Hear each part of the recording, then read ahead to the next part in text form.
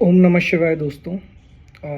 मेरा नाम मोहित है और मैंने अपने चैनल की शुरुआत कुछ ही दिनों पहले करी है।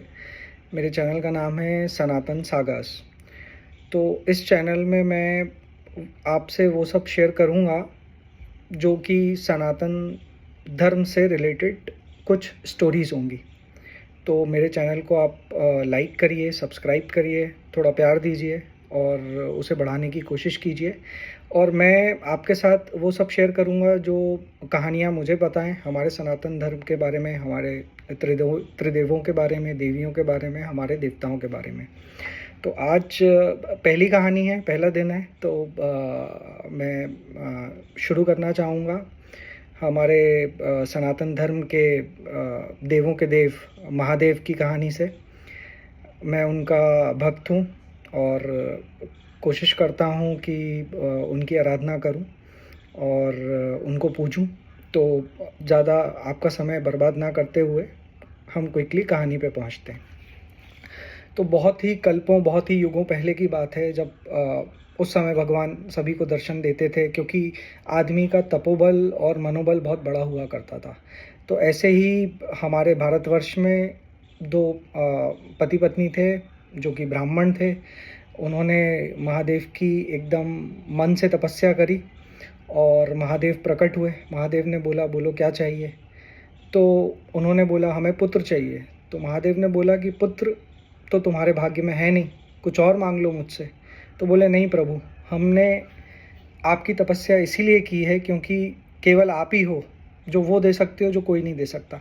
जो भाग्य में ना हो वो भी आप दे सकते हो।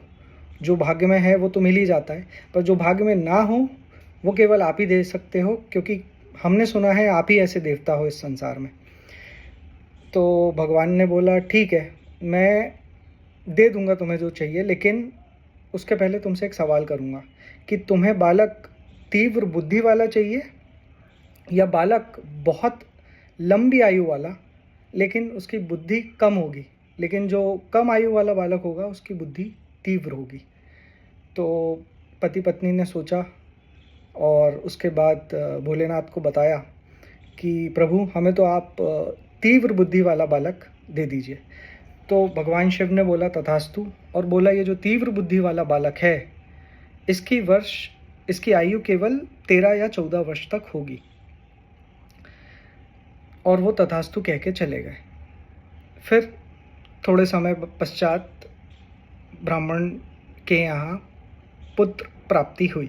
धीरे धीरे वो बड़ा हुआ।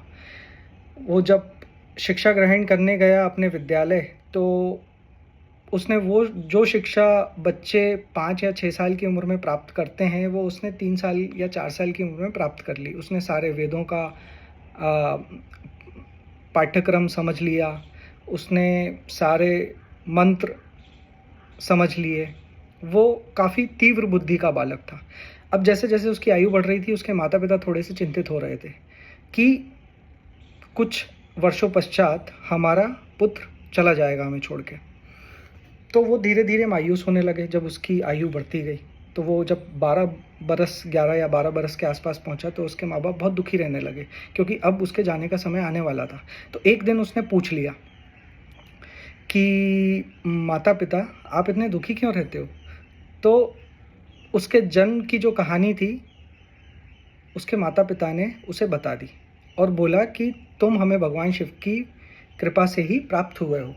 तो उसने बोला, ठीक है, मैं उन्हीं की शरण में जाऊंगा, मैं उन्हीं की तपस्या करूंगा और वो ही मुझे मुक्ति का मार्ग बताएंगे। यदि उन्होंने सोचा है कि मैं 13 या 14 वर्ष से ज़्यादा नहीं जी सकता तो मैं चला जाऊंगा, पर उनकी आराधना किए बिना नहीं जाऊंगा।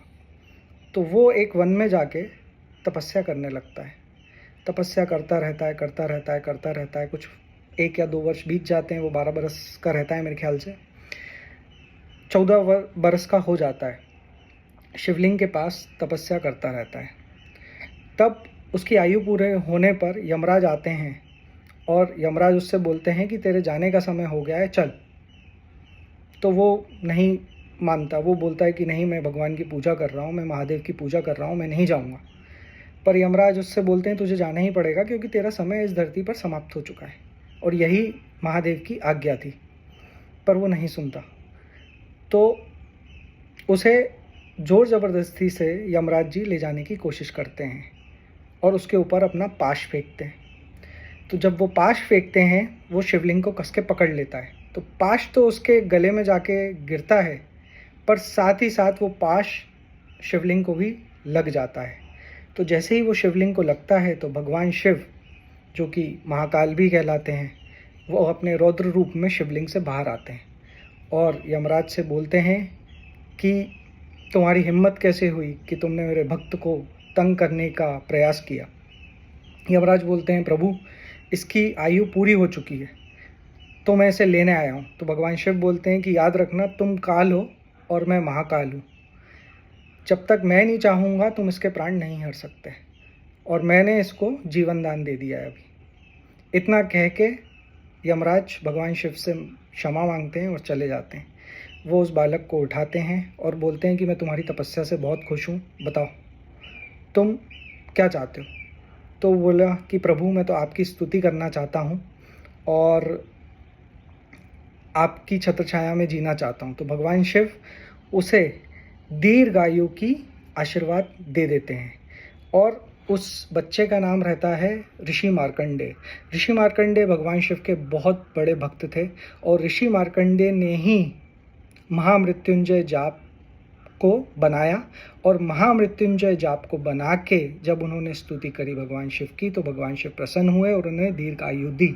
और भगवान शिव ने ऋषि मार्कंडेय से कहा कि जो तुम्हारे द्वारा स्थापित किया गया, बनाया गया ये मंत्र है महामृत्युंजय मंत्र, इसे जो भी पूरी निष्ठा के साथ पढ़ेगा और मेरी स्तुति करेगा, तो उसकी अकाल मृत्यु टल जाएगी। जो मृत्यु शैया पे होगा उसकी भी मृत्यु कुछ समय के लिए टल जाएगी, ये और उस पे महाकाल की कृपा होगी। तो इसके साथ ही मेरी आज की पहली कहानी समाप्त हुई। आप लोगों का बहुत बहुत धन्यवाद। थोड़ा मेरा चैनल लाइक कीजिए, सब्सक्राइब कीजिए, मैं ऐसी कहानियाँ बनाता रहूँगा। हर हर महादेव।